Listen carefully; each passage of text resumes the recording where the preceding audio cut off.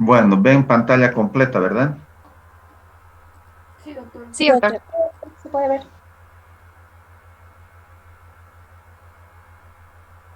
Bien, el tema de hoy de repente es un tema, si fuese en el conjunto, en realidad, tanto para varones y mujeres, el tema sí se hace bastante complejo y muy largo. Sería muy extenso el tema. Y en realidad lo que en este tema nosotros vamos a hablar es prácticamente el eje hipotálamo hipófisis ovario, algo de su fisiología, anatomía, de lo que interesa y más interesa a nosotros como especialidad en ginecología obstetricia. Entonces vamos a dar inicio. Este es un tema bastante resumido, tratado de hacerlo lo más resumido posible, lo más comprensible posible para ustedes, algo más didáctico, que no sea muy compleja la situación de este tema, porque es bastante difícil. Vamos a ingresar entonces con las consideraciones anatómicas principalmente de este eje. Entonces vamos a ir hablando del eje hipotálamo, hipófisis, ovario y el útero, y en realidad en el útero lo que nos interesa más vendría a ser lo que es el endometrio y algo, si acaso, el cervix, pero no vamos a tocar el cervix porque más nos interesa el endometrio. Entonces, este eje ya les mencioné que está constituido por estas cuatro estructuras que son el hipotálamo, hipófisis, ovario y los órganos diana. Los órganos diana, en este caso, lo que les mencionaba, vienen siendo entonces el útero y el endometrio en particular. El hipotálamo es una parte o forma parte del prosencéfalo. No se olviden que embriológicamente, al iniciarse la embriogénesis del sistema nervioso central, se inician con tres vesículas: el prosencéfalo, el mesencéfalo y el romboencéfalo. En el prosencéfalo está básicamente o sea, su formación embriológica, la del hipotálamo, o sea, en la vesícula, en la primera vesícula. Entonces tiene una forma de cono, tiene una formita de cono. Si vemos en un corte sagital, ¿no?, en el cerebro, vamos a ver que esta es el hipotálamo. Acá arriba tenemos al tálamo, está por debajito el tálamo. Acá tenemos el hipotálamo, esta forma de cono. Y fíjense que es una estructurita importante en el sistema nervioso central. Prácticamente es como el comandante, el comando general del sistema nervioso. Autónomo, ¿verdad? Pesa apenas entre 5 a 8 gramos y tiene un volumen aproximado, esta zonita, un volumen, si se imaginan, de 4 cc o 4 ml. Imagínense ustedes una jeringuita de 10 cc, pártanlo a la mitad de esa jeringuita de 10 cc e imagínense ese volumen es el que tiene el hipotálamo y semejante responsabilidad en lo que significa el sistema nervioso central autónomo y el sistema endocrino. Entonces, en el adulto se encuentra un poquito por debajo del tálamo. Este es el tálamo y está aquí abajo, abajito, ¿no? Y forma parte del suelo del tercer ventrículo, ¿no? Entonces, se proyecta hacia abajo, finalizando en la hipófisis. Acá vamos a ver una estructurita bastante pequeña, algo infundibular, que también se llama pituitaria o glándula pituitaria, la hipófisis o glándula pituitaria. Esta estructurita entonces se considera una parte importante del sistema nervioso central autónomo y endocrino. ¿Por qué? Porque promueve la liberación de hormonas importantes, ¿no?, que regulan la homeostasis en los distintos órganos. O sea, vamos a ver más adelante, en una forma global, van a ver que segrega una serie de factores liberadores de hormonas, y estas hormonas obviamente actúan y van a ir a actuar en sus diferentes órganos algo o órganos blanco. Entonces es un órgano sumamente importante. Como veremos, en algunas publicaciones van a ver diferentes formas de presentaciones. Acá he traído algo un tanto más didáctico, aunque un poco, digamos, entremezclado, el hipotálamo y 10 núcleos. Algunos autores ponen hasta áreas y zonas, aquí están con áreas y algunos núcleos, y aumentan en este caso el número. Yo he considerado este el más apropiado, ¿no? Donde prácticamente están los 10 núcleos y áreas más importantes del hipotálamo. Ahí, por así mencionarles, tenemos los núcleos preópticos, paraventriculares, el área, aquí no es núcleo, es área hipotalámica anterior, núcleo supraóptico, área hipotalámica dorsal, en el área, el núcleo dorsomedial, núcleo ventromedial, el área hipotalámica posterior, área hipotalámica lateral y el cuerpo mamilar. Todas ahí están enumeradas, ¿no?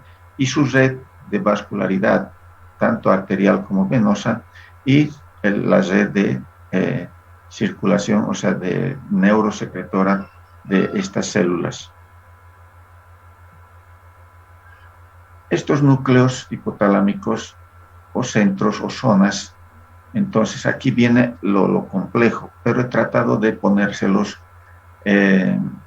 la parte que más nos interesa a nosotros está en amarillo. Entonces, si bien todas las zonas, ahí tenemos zonas lateral, lateral media, periventricular, medial, medial, ¿no? Que son áreas hipotalámicas, y el nombre básicamente para nosotros vendría a ser toda esa lista que tienen en la fila de nombres. Para nosotros tendría importancia el núcleo preóptico y el núcleo arcuato. Estos dos núcleos están localizados principalmente en el área preóptica y en el hipotálamo basal medial cercano al tercer ventrículo.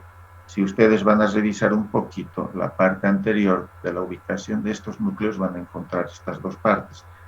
¿Y por qué están en amarillo? Porque está principalmente el núcleo preóptico, área preóptica, produce la hormona liberadora de gonadotrofina. Cuando nosotros hablamos del ciclo menstrual, del ciclo ovulatorio, nosotros hablamos siempre, el hipotálamo es el que produce el factor liberador de gonadotrofinas. Perfecto. Entonces esta área, ¿no? Ese es el área principal que produce ese factor importante de liberación de gonadotrofinas. El otro igual, aunque interviene en la conducta emocional, el núcleo arcuato, ¿no? En el hipotálamo basal, también libera factor liberador de gonadotrofinas, o sea, libera ese factor. Entonces, estas dos áreas es importante. Y para así comprender, y ustedes comprendan lo complejo de la funcionalidad o de la fisiología del hipotálamo, fíjense, solamente les voy a poner como ejemplo el núcleo supraóptico anterolateral, está localizado anterolateral arriba del tracto óptico, produce la hormona antidiurética o vasopresina. Entonces, y así vamos a encontrar otros núcleos paraventricular, ventricular anterior dorsal, que produce la hormona liberadora de tirotropina, o sea, de estimulante de las hormonas de la tiroides. Entonces, fíjense la complejidad de estos núcleos, de estas áreas en el hipotálamo y las funciones que cumplen al producir hormonas o factores liberadores de hormonas. Acá ya un poquito más resumido, nuevamente, está acá con flechitas, el área que a nosotros nos importa, ya está más resumido. Acá, lugar de producción, dice, lugar de producción, el hipotálamo, ya está un poco más resumido. La hormona que libera, hormona liberadora de gonadotrofina, su naturaleza química es una amina. La célula blanco, las células, o en realidad las células o el órgano blanco viene siendo la adenohipófisis, ¿no? Porque ahí se va a liberar estas hormonas, estas dos hormonas. Acción principal, dice, estimula la liberación de gonadotrofinas. Es un factor liberador y las hormonas que se liberan son la folículo estimulante y la hormona luteinizante. Ahí radica nuestro tema principalmente, ¿no? Entonces, factor liberador, hipotálamo con todas sus características anatómicas, sus factores, sus núcleos, factores de liberación. Entonces, para nosotros, factor de liberación de gonotrofinas. Actúa sobre la adenohipófisis, produciendo ¿qué? Liberación de la folículo estimulante y liberación de la hormona luteinizante. ¿Cuáles son sus funciones? Entonces, algo ya les he mencionado, ¿no? Que son la síntesis de hormonas y factores hipotalámicos. Entre estas, que les he mencionado, tenemos la hormona antidiurética, la oxitocina. Muchas veces van a encontrar ustedes solamente abreviaciones. Es importante de que conozcan, estas se los he puesto prácticamente, cuál es el significado. Entonces, esta es la que a nosotros nos interesa, hormona liberadora de gonadotrofinas, ¿no? Esta es hormona liberadora de tirotropina para la tiroides, hormona liberadora de corticotropina, hormona liberadora de hormona del crecimiento, también libera la somatostatina, la dopamina, que vamos a ver un poquito más hacia adelante, que son hormonas inhibidoras. Entonces, fíjense, es una gama de hormonas que liberan el hipotálamo. Se conecta el hipotálamo a través de un tallo. Más abajo se encuentra esta glándula importante que se llama hipófisis, ¿no? Entonces esta pequeña glándula, apenas 500 miligramos de peso, entonces ni 1 gramo siquiera, ¿no? Entonces es bastante pequeñito y de importancia importantísima. Se ubica en la base del cráneo, está obviamente en la silla túrgica del esfenoides, debajo del quiasma óptico, ¿no? Esta es la estructura, ¿no? Y aquí, o sea, esto está agrandado acá al lado y vemos esta estructurita, esta estructura aquí, que viene siendo la glándula pituitaria. Entonces, esto se conecta a través del tallo hipofisiario, ¿no? Tallo hipofisiario. Y esta glándula segrega hormonas y regula el funcionamiento de otras, además de otras glándulas que pertenecen al sistema endocrino. O sea, es prácticamente endocrino, prácticamente, aunque la neurohipófisis de repente tiene otra función, o el lóbulo posterior de neurohipófisis, que segrega otro tipo de hormonas, ¿verdad? Entonces tenemos aquí el hipotálamo, tenemos la hipófisis con sus 3 segmentos, que lo vamos a ver un poquito más hacia adelante. Acá tenemos las partes de la hipófisis, ¿no? Tenemos la glándula, en realidad la glándula hipófisis, con sus 3 partes, de acá están. Tenemos la pars distalis, la pars nervosa o nerviosa, y la pars intermedia. 1, 2, 3, está acá. Pues para que no digan que no se les ha pasado, está acá. Entonces, esto a través del infundíbulo del tallo hipofisiario se une al hipotálamo. Consta de infundíbulo, ¿no? Y la pars tuberalis. Entonces, esta glándula es importante para nosotros en el eje. He querido ponerles un poquito de la microscopía, que es lo que yo espero en respuesta a los estímulos hormonales, qué células son las más importantes en la adenohipófisis. Entonces, las características generales es que estas células en la hipófisis anterior se van a conectar de nuevo, jóvenes, ya por favor apenas concluya, ¿no? Entonces existen una serie de células que se tiñen de alguna manera con tinciones especiales. Entonces, y nos vamos a referir a células de tipo cromófobas y cromófilas, ¿no? Que se observan con algún tipo de tinción, ¿no? O con una tinción en especial. Estas son las que nos interesan a nosotros más, las células cromófilas, ¿no? Porque las cromófobas prácticamente vienen siendo unas células que hasta en la actualidad se desconoce su funcionalidad. Entonces nos vamos a referir un poquito más a las cromófilas. Dentro de estas cromófilas tenemos las basófilas y las acidófilas. Vamos a ver que tiene ciertas características y ciertas estructuras de células, pero de las que a nosotros nos interesa son las basófilas principalmente, y que son estas células gonadotrópicas, ¿sí? Entonces las células gonadotrópicas son basófilas y son cromófilas en la adenohipófisis joven. Estas células gonadotrópicas, basófilas y cromófilas segregan la folículo estimulante y la hormona luteinizante.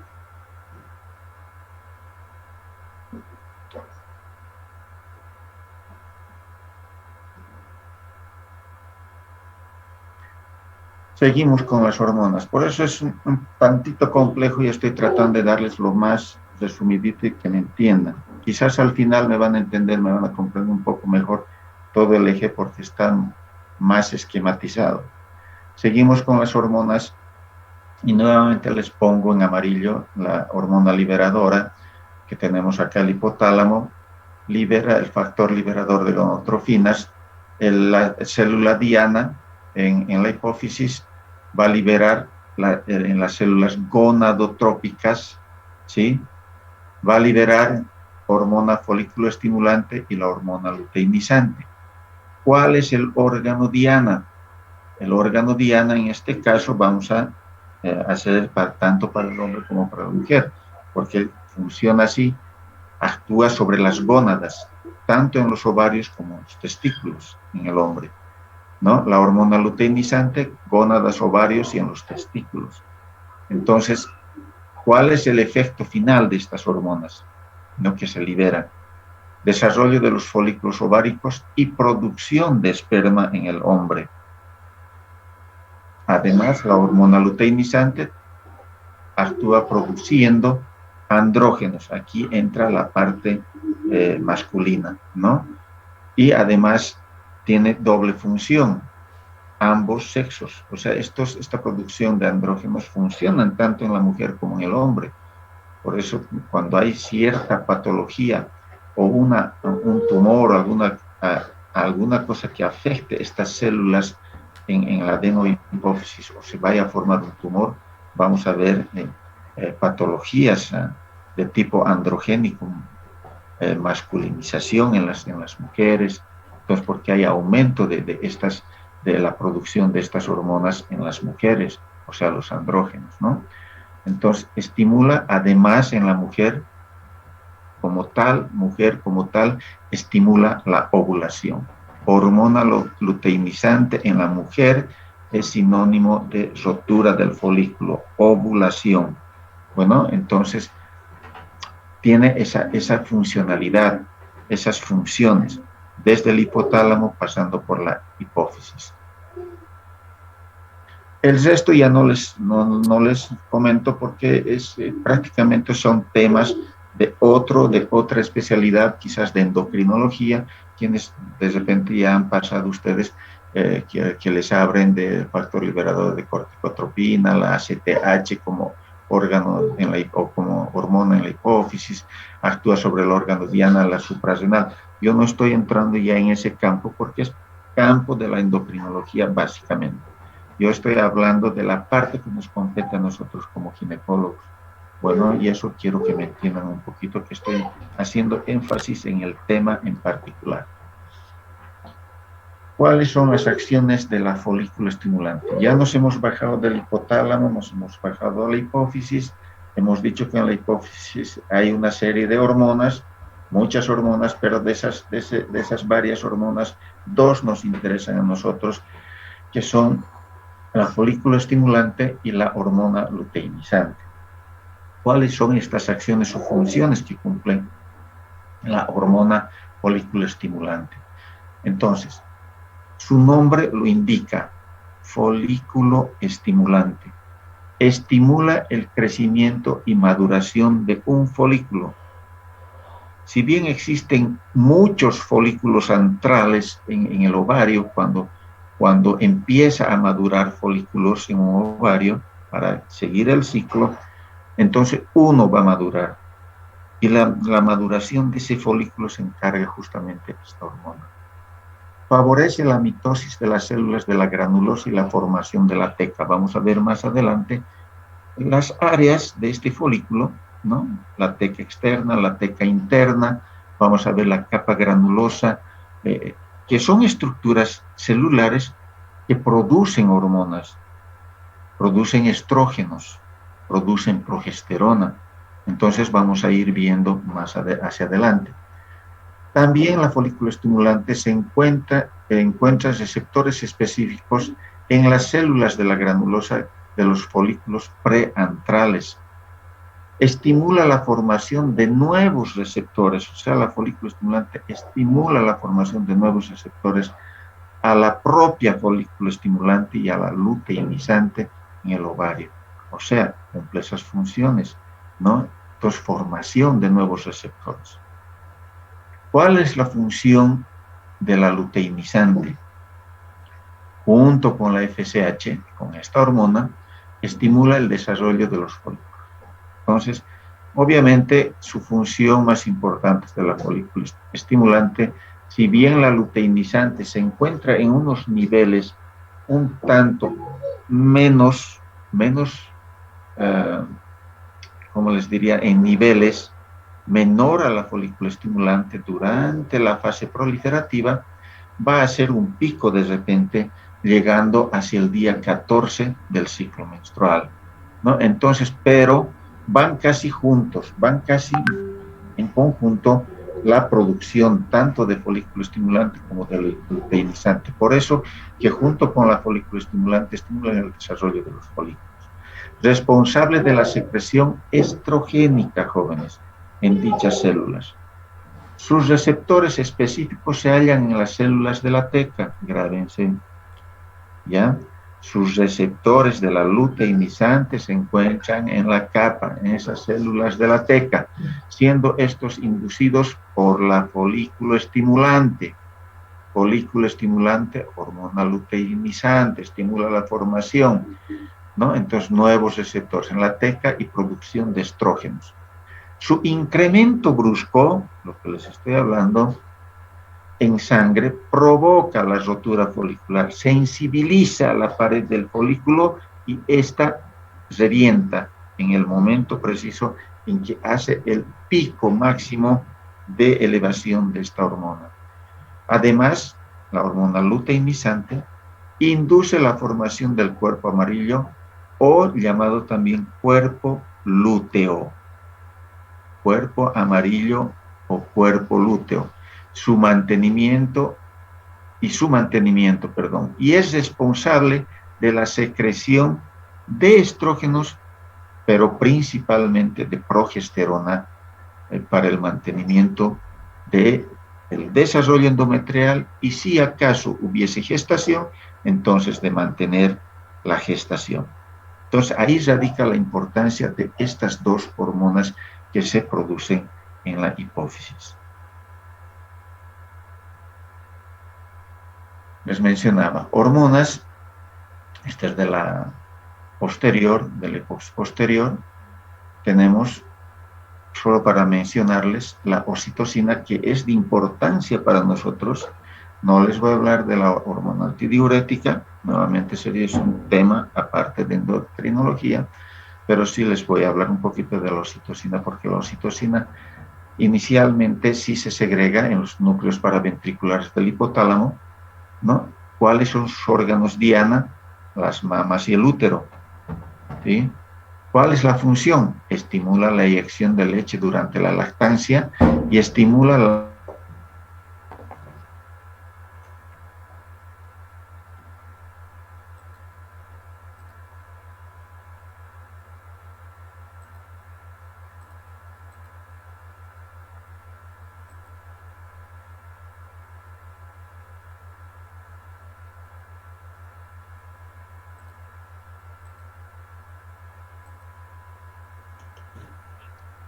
Vamos, jóvenes, conectándonos, vamos, vamos, vamos.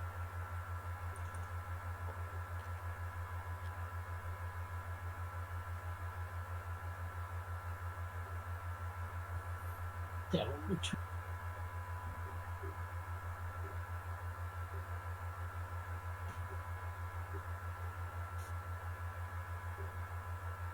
Jocelyn, Andrea, ¿quién más? ¿Se han salido tus otros compañeros?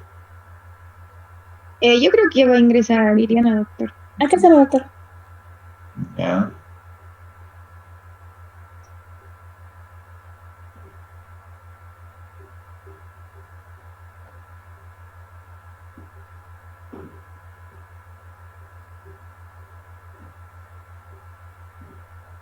Bueno, creo que ese es el total, 37, 39 era.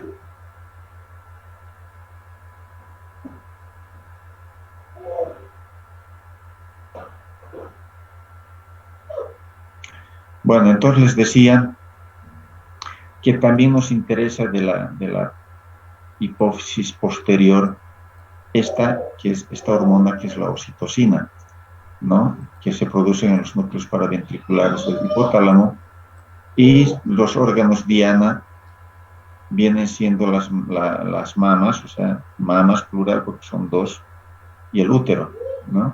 Estimulan la eyección de leche durante la lactancia y estimulan las contracciones uterinas durante el parto. ¿Sí? Si bien las hormonas, los estrógenos, por ejemplo, sí importan en la glándula mamaria, también eso ya seguramente van a ver en la parte endocrinológica, la formación y estimulación del desarrollo de la glándula mamaria durante la gestación, durante el embarazo.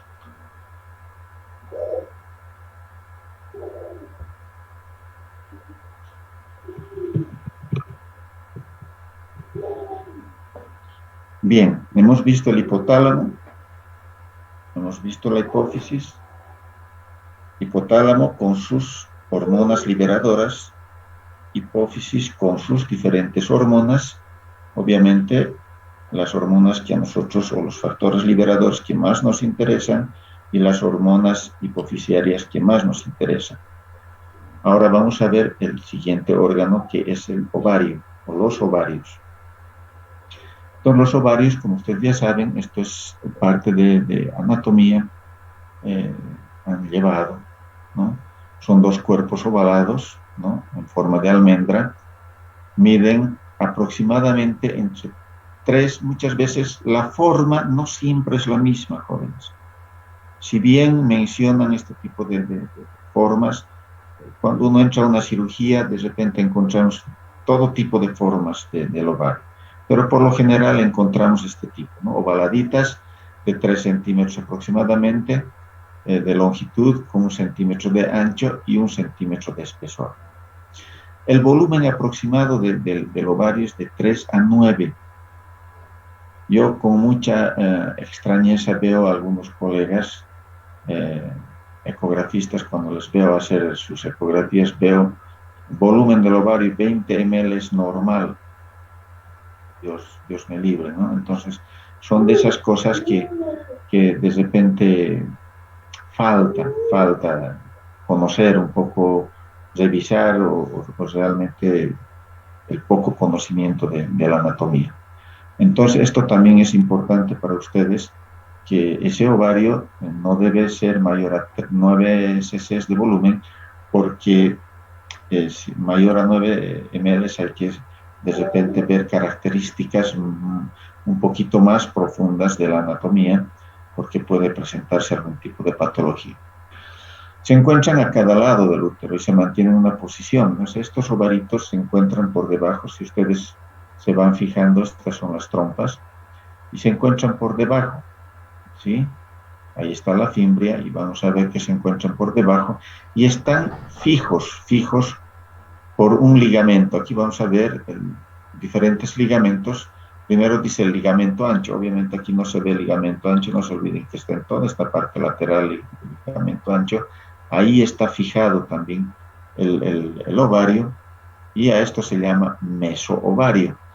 El mesosalpinx, este es el mesosalpinx aquí arriba, ¿no? Entonces está fijado también al mesosalpinx, además del ligamento uterovárico. Este es el ligamento uterovárico, está fijado a la pared lateral del ovario. Y el infundíbulo pélvico. El infundíbulo pélvico no es nada más que el pedículo vascular, pedículo nervioso del ovario. Este pedículo ingresa por uno de los polos, generalmente es por acá, por este polo no va a ingresar por donde está el ligamento, ingresa por este lado y se introduce dentro del peritoneo, o sea, es retroperitoneal, y se ve el infundíbulo que está fijado ahí el ovario, ¿no? Entonces el infundíbulo también, que es esta parte aquí abajo, fija, ¿no? Entonces por eso que el ovario está fijo en el útero. Los ovarios constituyen las gónadas femeninas, eso ya lo saben, y tienen el mismo origen embriológico de los testículos o gónadas masculinas.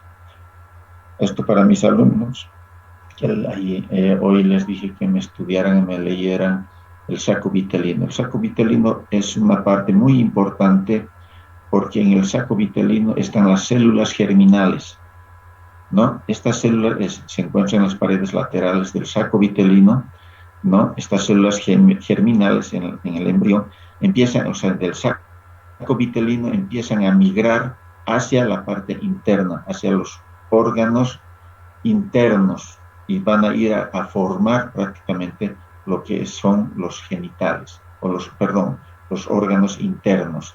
En este caso vendría a ser el ovario. ¿Ya? Entonces, esa es la importancia de esa estructurita que vemos, esto para mis estudiantes, el saco vitelino que les he mencionado. Entonces, en las paredes laterales se encuentran las células germinales que van a migrar hacia los órganos internos en la mujer, principalmente en el ovario, ¿no? Y van a ir a formar parte de lo que es el ovario.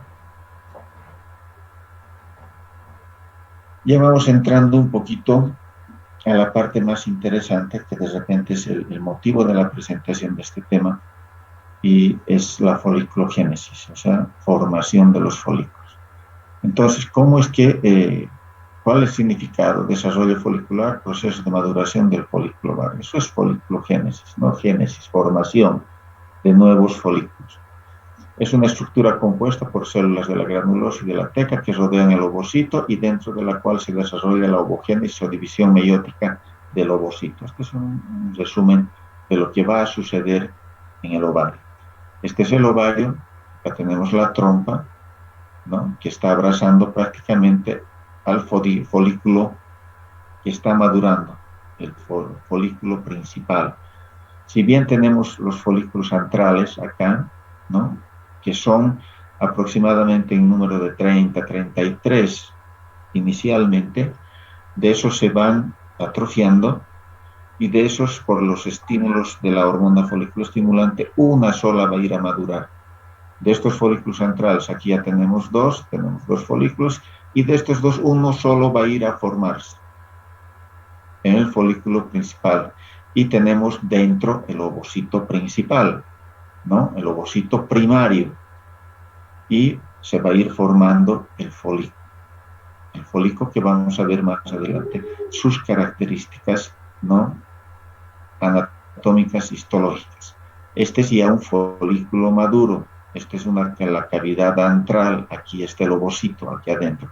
Entonces, por estímulo de la FSH, de la folículo estimulante, suceden estos pasos hasta la maduración de un folículo de de Graaff, se llama, folículo de de Graaff. Entonces, en este momento, que es el día 14, jóvenes, ¿no? Existe la liberación de la hormona luteinizante. Hace un pico prácticamente y se eleva bruscamente en no menos de 12 a 24 horas. Hace el pico, se eleva y hace que este folículo reviente y se le libera el óvulo. Esto está un poquito magnificado, ovocito secundario ya ampliado, está magnificada la imagen. Esto también obviamente es microscópico, ¿no? Entonces, y se produce la ovulación.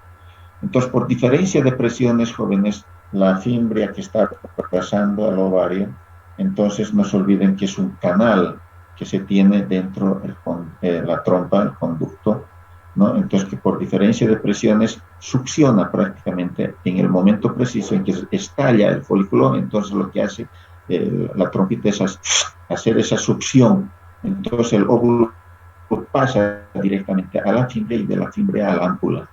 El restante de líquido del folículo maduro, del folículo antral o del antrofolicular, se debe a la cavidad abdominal.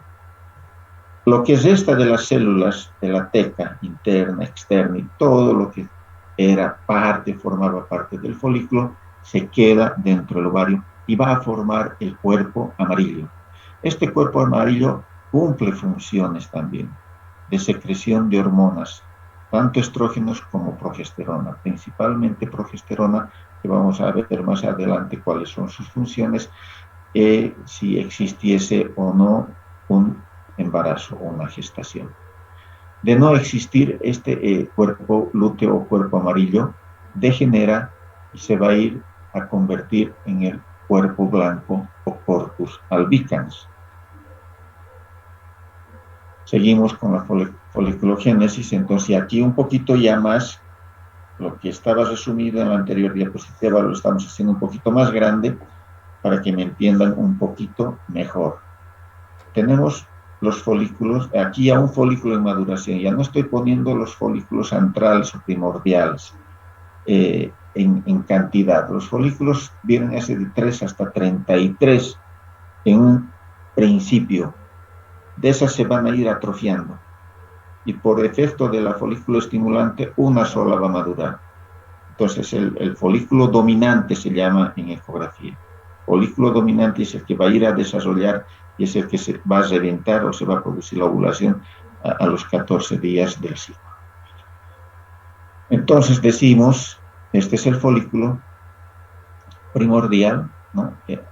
Obviamente estamos viendo un hito, no estamos viendo ni 3 ni 33, pero esa es la idea, que tengo una idea que no madura, o sea que no inicialmente es uno solito, son un montón de folículos, son un montón.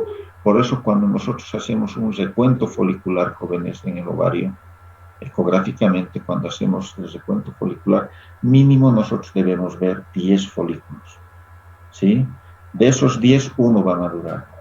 Esos son los folículos primordiales. El resto se van a ir atrofiando a medida que prosiga el ciclo. Denme un minutito, por favor. Denme un minutito, por favor. Hola.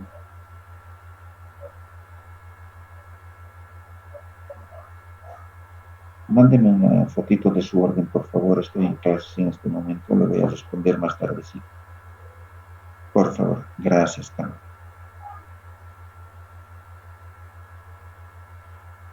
Entonces, este folículo primordial, ¿no? El que está dentro del ovocito, el ovocito se rodea de un halo translúcido llamado zona pelúcida. Jóvenes, no es esto lo que están viendo en la zona pelúcida, sino dentro está el ovocito. Y hay una película finita, vamos a ver más hacia adelante, que es la zona pelúcida. Bueno, luego tenemos el paso 3, el crecimiento continúa, dice el folículo secundario o folículo antral. Se llama folículo antral porque esta cavidadcita es el antro, ¿ya? Y está lleno de líquido. Ese es el folículo que se llena de líquido, jóvenes, y vemos nosotros por ecografía. Ese es el folículo maduro. Y cuando nosotros vemos también por ecografía un folículo maduro, vamos a ver una parte bastante hiperecogénica, como un nodito dentro del folículo, y eso se llama cúmulos oforus. El cúmulos oforus que vemos también por ecografía. Entonces no es nada más que esta parte, ¿no? de celular, ¿no? Fíjense acá, el antro ya es bastante, el folículo es prácticamente lo que vemos por ecografía. Este es el folículo, el líquido del folículo, y este es el cúmulos oforus que nosotros llamamos, y lo vemos por ecografía también. Pero no es este el óvulo está ahí adentro, es una miniatura, aquí adentro está este es el folículo antral. Entonces, quiero que entiendan un poquito. El folículo dominante que nosotros llamamos por ecografía es esta cosa que vemos, el antro, por ejemplo. Entonces, el ovocito se rodea por una corona de células foliculares llamada corona radial. Híjole, ¿y ahora cómo vamos a hacer? Va a ser un poco difícil, pero tengo una diapositiva para que me entiendan un poquito mejor. El ovocito está ahí adentro y se va a rodear de una corona de células foliculares llamada corona radial. Justo antes de la ovulación, o sea, la meiosis 1, que se está produciendo, se está multiplicando, en el folículo preovulatorio o de Graaf, folículo, por eso se llama de Graaf. 5. Acá tenemos ya, este es el 4, el 5, formación de, o sea, se produce este folículo de Graaf que nosotros vemos prácticamente en el folículo maduro, es prácticamente en el día 14, en un ciclo de 28 días, o en el día 15 en un ciclo de 30 días. Entonces, el paso siguiente viene siendo este folículo maduro, revienta el día 14, se libera el ovocito hacia la fimbria, el conducto de la fimbria, ¿no? Se absorbe prácticamente, pasa hasta la ámpula, ¿no? Y donde se va a producir la fecundación si es que es el caso. Entonces, el paso 5 viene siendo la formación del cuerpo lúteo. Se forma el cuerpo lúteo, este produce altos niveles de progesterona principalmente y estrógenos. El paso 6, si este cuerpo amarillo, no hay embarazo, degenera al cuerpo blanco o corpus albicans. Ya un poquito más grande les he mostrado cómo es el ciclo, prácticamente el ciclo ovulatorio, ¿sí? Acá tenemos lo que no se puede ver en las anteriores diapositivas. Acá vamos a ver entonces ese folículo de Graaf, ¿no? Esas células que han visto, voy a retroceder. Estas células que están aquí son estas. Entonces vamos a ir viendo. Este es el folículo maduro de Graaf, ¿ya? La capa más externa es la teca externa. Vamos a ir a la capita blanca, la teca interna. Entonces, teca externa, teca interna. Esta viene a ser la membrana basal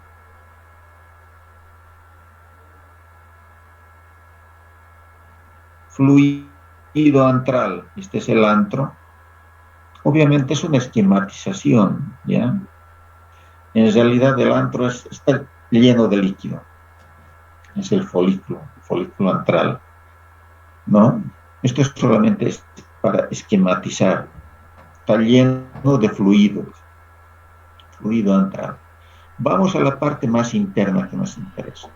Este es el cúmulus o porus. Esta partecita es la que nosotros vemos, ¿no? Este folículo es grande, obviamente está lleno de líquido, y este cúmulus o porus es lo que nosotros vemos, estas células. Y se ven ecográficamente como una zona hiperecogénica. Y nosotros sabemos que está a punto de ovular ecográficamente. Más hacia adentro, o sea, del cúmulus o porus, tenemos la zona pelúcida. Fíjense, esa laminita que está ahí rodeando al óvulo. Esa es la zona pelúcida, ¿ya? Entonces, ahí adentro tenemos el óvulo. Estas son prácticamente las partes del folículo. Y cada una de estas producen hormonas. La teca interna va a producir progesterona y las células de la granulosa, esta, produce estrógeno. Importante.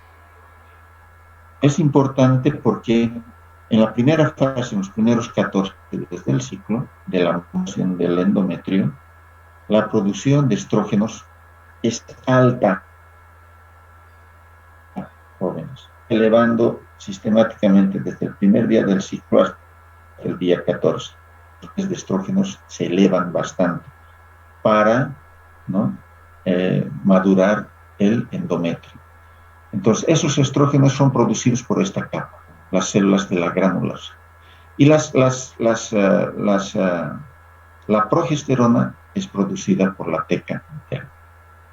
¿Ya? Entonces, esas dos hormonas que son importantes para nosotros. Este esquema resume todo, jóvenes.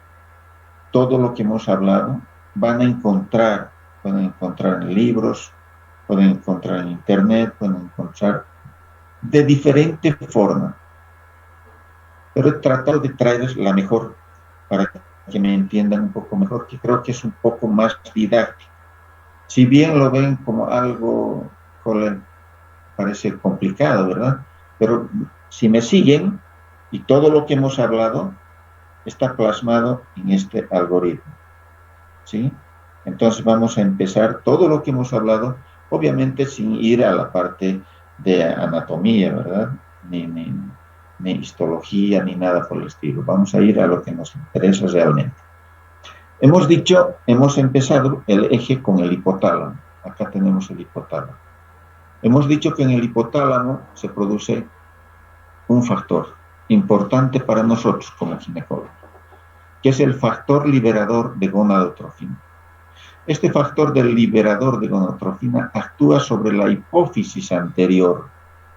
Ojo, que no estoy hablando de la hipófisis posterior. Actúa sobre la hipófisis anterior, haciendo que se liberen dos hormonas, ¿sí? La hormona folículo estimulante y la hormona luteinizante. Estas dos hormonas tienen su órgano algo, su órgano blanco, que vienen siendo los ovarios, ¿sí? Entonces tenemos los ovarios. En los ovarios, ¿qué va a suceder con el estímulo de la folículo estimulante y la hormona luteinizante? No les he mencionado cuáles son sus funciones. Entonces va a haber aumento, formación de estriol o estrógenos. Aumenta los niveles de estrógenos. Ojo, hace ratito les he dicho, desde el primer día del ciclo hasta el día 14, niveles aumentados de estrógenos. Aumento de la sensibilidad de los folículos a la FSH. Hace que el estriol o los estrógenos y obviamente la folículo estimulante hagan que aumenten la sensibilidad de los folículos a la folículo estimulante. Hace de que este folículo vaya madurando día tras día hasta llegar al día 14. Acá tenemos el crecimiento de los folículos, ¿verdad? Entonces, folículo estimulante luteinizante, ovarios, aumento de estradiol, aumento de la sensibilidad de los folículos a la FSH, a esta FSH en los ovarios, y esta hace que crezcan los folículos, se desarrollen. Pero de todo ese montón de folículos, uno solo les he dicho que va a madurar. Entonces, nuevamente, estos folículos que segregan estrógenos. Inicialmente estrógenos, hemos dicho que también progesterona, pero en niveles menores. En este momento, con el estradiol elevado, alto, en estos primeros 14 días, que son de subida de estrógenos, hay una retroactivación o retroalimentación, pero esta retroalimentación no es negativa, es positiva. Es positiva.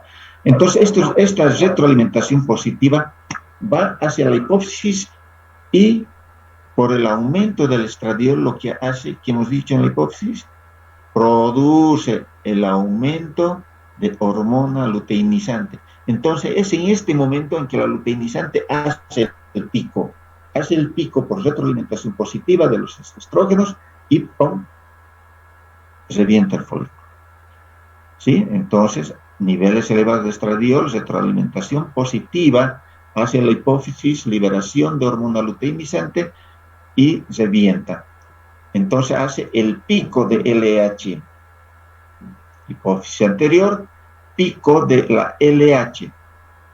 Esto en los ovarios va a provocar la ovulación.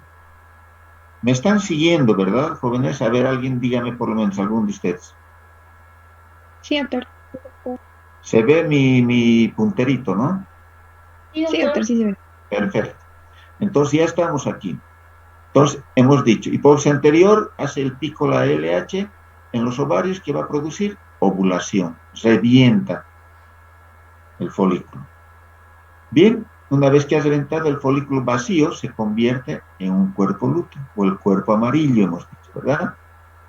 Este cuerpo amarillo también hemos dicho que inicialmente sigue produciendo estradiol, está elevado, y progesterona, pero se eleva más la progesterona que el estradiol, ¿no? Entonces, en este momento hay retroalimentación, esta vez negativa, hacia el hipotálamo. Hay retroalimentación hacia el hipotálamo por la producción de estradiol y progesterona, la progesterona principalmente, que le ordena y le dice al hipotálamo: no produzca factor liberador de gonadotrofina por el momento, porque mis niveles de progesterona están muy altos. Entonces hace retroalimentación negativa hasta el hipotálamo y le ordena a no producir factor liberador de gonadotrofina. Si no hay factor liberador de gonadotrofina, no hay folículo estimulante ni hay luteinizante. Entonces está completando el ciclo de los 28 días. Entonces, como no hay factor liberador de gonadotrofina, en la hipófisis anterior no hay folículo estimulante, tampoco hay hormona luteinizante. ¿Por qué está inhibido? Por la progesterona principal. Esto ya están comprendiendo seguramente, ¿no? Entonces, esto que está inhibiendo y no hay folículo estimulante, no hay luteinizante en los ovarios, ¿qué va a producir? Si no hay nada, no hay embarazo, entonces regresión del cuerpo lúteo. Regresión del cuerpo lúteo. ¿Sí? Ahorita vamos a ver lo otro. Regresión, entonces se convierte en corpus albicans y empieza a bajar el estradiol y la progesterona. ¿Sí? Disminuye. Y disminución de la retroinhibición. O sea, como disminuye esto, estradiol, progesterona, nuevamente se estimula el hipotálamo.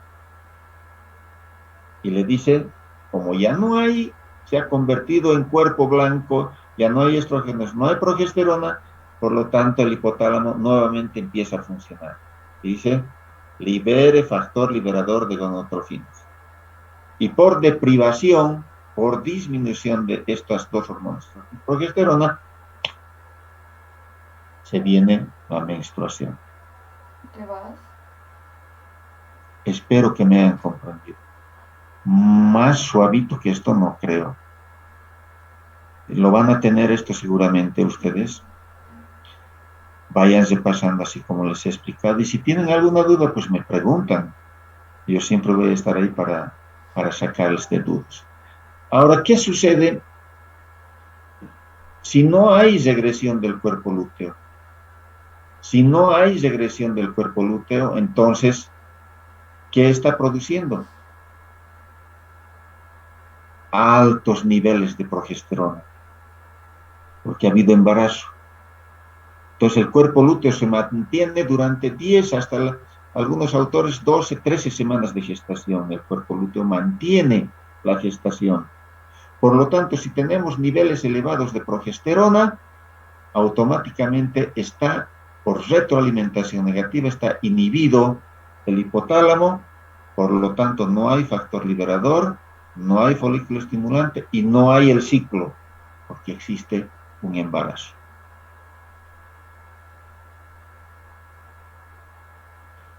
Este es el último cuadrito, bastante didáctico, del ciclo ovariano dice porque es en portugués, y del ciclo uterino, ovario y del endometrio.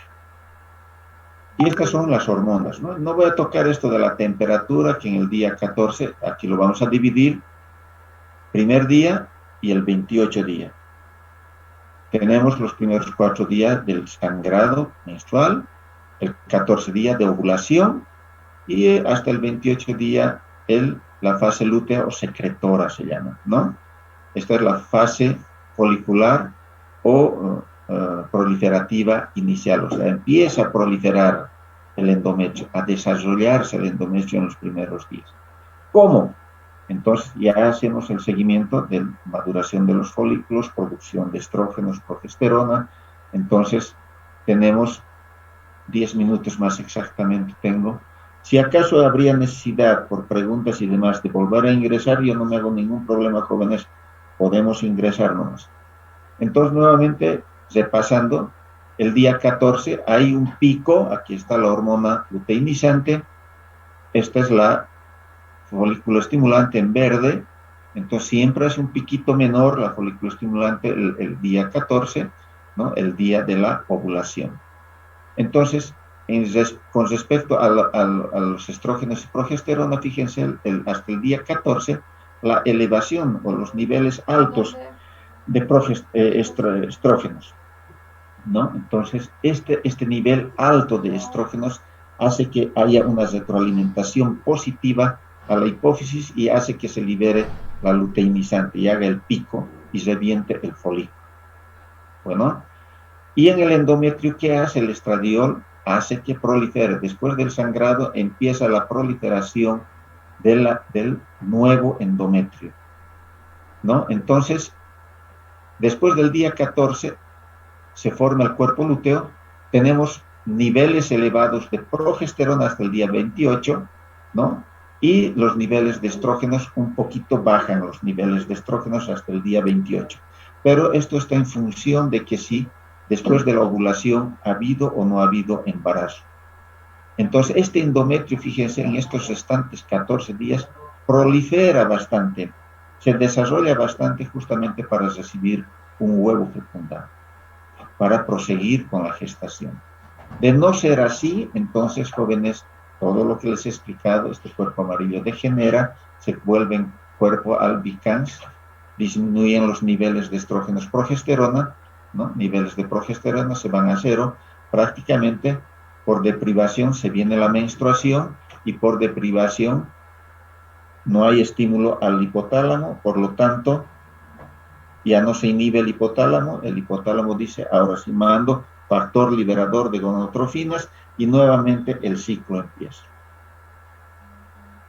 Si me han comprendido, me voy a sentir muy bien. Si no me han comprendido, mejor pregunten. Bueno, ahí termina el tema, jóvenes. Básicamente es esta parte que quiero que me entiendan. Lo anterior, la diapositiva anterior, esta y esta. Si me entienden estas dos, el resto de las cosas les va a ser mucho más facilito. Esto es lo que quiero que me entiendan, estas dos partes. Sabiendo esto, yo estoy feliz, satisfecho de que la clase ha sido productiva. Bien, jóvenes, entonces vamos a salir. Si hay preguntas.